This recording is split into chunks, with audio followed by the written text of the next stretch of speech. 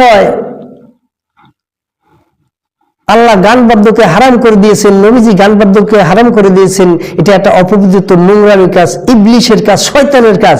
সেখানে কি করে একজন গিয়াসউদ্দিন তাহেরি নামে জালেম নামক আলেমটায়, নামদারি আলেমটায় কি করে এই গান বাদ্য নিয়ে ব্যস্ত থাকতে পারে, নাচানাচি করে বেহায়াপনার মতন, পাগড়ি টুপি পরে, কত বড় বেকুব আর আহম্মুক, লজ্জা হয়, ঘৃণা হয়। এটা ভাবতেও তো পারা যায় না যে একজন আলেম মানুষ হয়ে কিভাবে এই গান নিয়ে ব্যস্ত থাকতে পারে। গিয়াসউদ্দিন তাহেরি আবার ফখর করে, গর্ব করে যে তার এই গান বাদ্য মানুষ কি করে ডিজে বানাইছে, ডিজে যুবকেরা যুবতীরা ডিজে বানাইয়া বিয়ে শাদীর অনুষ্ঠানে ফুর্তি করে, নাচানাচি করে। আহা, আফসোস, ও কপাল পোড়া গিয়াসউদ্দিন তাহেরি, এখনো তওবা করো সময় থাকতে। তুমি কি একটু বুঝে আসে না তোমার যে তুমি যে আল্লাহর সাথে নাফরমানি করতেছো? তুমি আলেম সমাজটাকে, কোরআন হাদিসকে তুমি মানুষের মধ্যে কি নিন্দনীয় বানাইতেছো। তোমার দেখায় অনেকেই বলে যে অমুক আলেম সাহেব তো আছে, এই গানের পক্ষে আছে, তো এটা মনে হয় জায়েজ। এই মানুষদেরকে ধোঁকা দিয়া তুমি জাহান্নামী বানাইতেছো, নিজেও জাহান্নামী হইতেছো। হুঁশিয়ার হও, সাবধান হও, তওবা করো, এখনো আল্লাহর পথে রুজু হও, আল্লাহর নবীর পথে রুজু হও, ফিরে আসো ইসলামের দিকে। এরকম নাফরমানি ছেড়ে দিয়ে খালেস তওবা করে এখন ওই গান বাদ্য থেকে ফিরে এসে সঠিক দিনকে বুঝো, দিনকে মানো। আমরা দোয়া করি আল্লাহ তোমাকে সঠিক দিনের বুঝ, সঠিক দিনের সমঝ দান করুক, সকল বলে আমিন।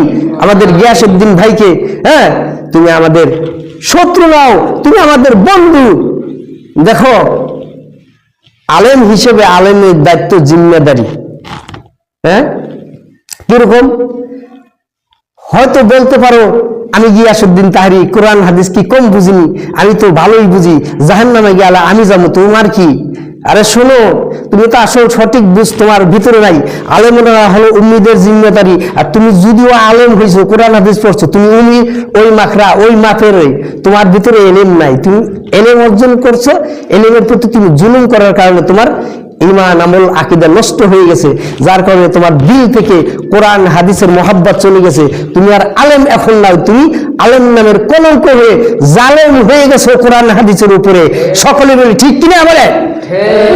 হ্যাঁ, তাহলে এখনো সময় আছে, তওবা করো, মাপ চাও আল্লাহর কাছে এবং সঠিক দিনের দিকে ধাবিত হও।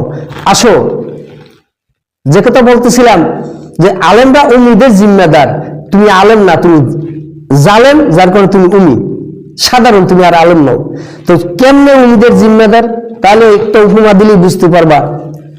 এই গাছ কাটে, আপনারা সবাই দেখেন না, গাছিরা বিভিন্ন বড় বড় গাছ কাটে, ডালপালা কাটে, কাটার সময় উপরের দিকে খেয়াল রাখে, নিচের দিকে খেয়াল রাখে।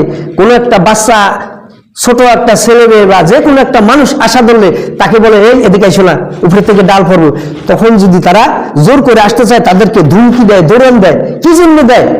একে তো ওই গাছের থেকে ডাল পড়ে ওই লোকটা অ্যাক্সিডেন্ট হলে তার মায়া লাগবে মানুষ হিসেবে।